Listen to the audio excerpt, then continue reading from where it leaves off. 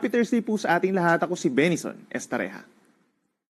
Patuloy pa rin ang epekto ng ITCZ or Intertropical Convergence Zone po sa malaking bahagi ng Mindanao at mga kalapit na lugar sa Visayas.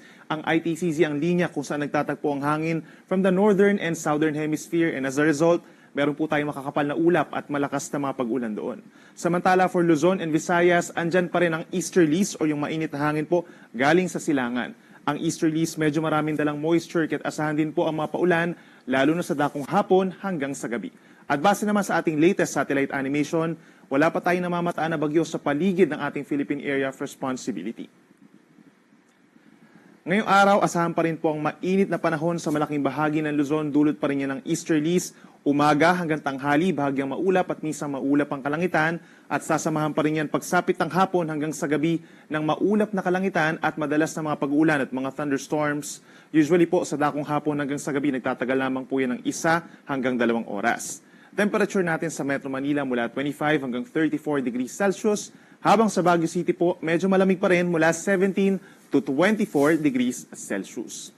Sa ating mga kababayan po sa Palawan at sa may Eastern Visayas, asahan po ang mataas sa tsansa ng ulan dulot ng ITCZ, especially dito sa may southern and central portions of Palawan, Eastern Samar, Leyte, and Southern Leyte. So kung lalabas po ng bahay, make sure na meron tayong dalang payong or sombrero. Habang sa natitirang bahagi ng Visayas, asahan pa rin ang bahagyang maulap at minsan maulap na kalangitan. Bago magtanghali, mayroong mga tsansa ng ulan sa may southern portions of Central Visayas and Negros Island region. Habang natitirang bahagi pa ng Visayas, mataas din ang tsansa ng mga pulupulong ulan pagsapit po ng hapon hanggang sa gabi. Temperatura natin sa Palawan, posible hanggang 33 degrees Celsius, habang sa may Metro Cebu naman hanggang 32 degrees Celsius. At sa ating mga kababayan po sa malaking bahagi ng Mindanao, andyan pa rin ang mataas na tsansa ng ulan ngayong araw, dulot pa rin yan ng ITCZ. Ngayong umaga, meron ng malalakas na mga paulan sa may Zamboanga Peninsula, Bangsamoro Region, and Soc-Sabjen, habang natitirang bahagi pa ng Mindanao. At some point, magkakaroon din ng mga light to moderate with at times heavy rains. Kaya make sure po na meron tayong dalang payong, mag-ingat din sa mga banta ng baha at pagguho ng lupa, at lagi magantabay sa ating mga thunderstorm advisories or even heavy rainfall warnings. Temperatura natin sa may Zamboanga City and Davao City, posible pa rin hanggang 34 degrees Celsius. Kahapon po, araw ng Miyerkules, nakapagtala pa rin tayo ng matataas sa heat indices.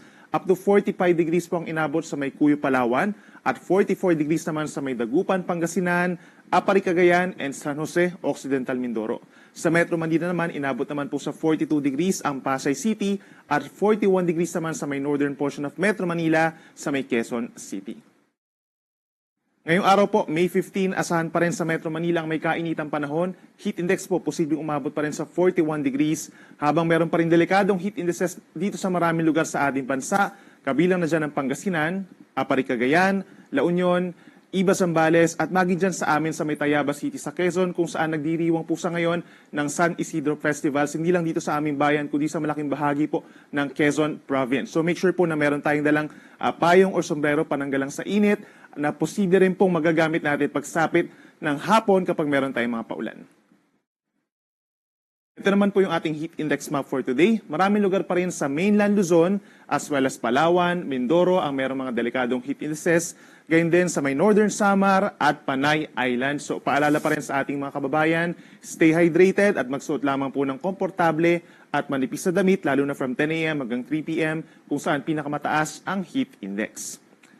Para sa katragdagan pa pong heat index forecast, scan lamang po yung QR code na nakikita ninyo sa inyong screen or bisitahin ang pag-asa.dost.gov.ph/weather/heat-index. At para naman sa ating 4-day weather forecast, simula po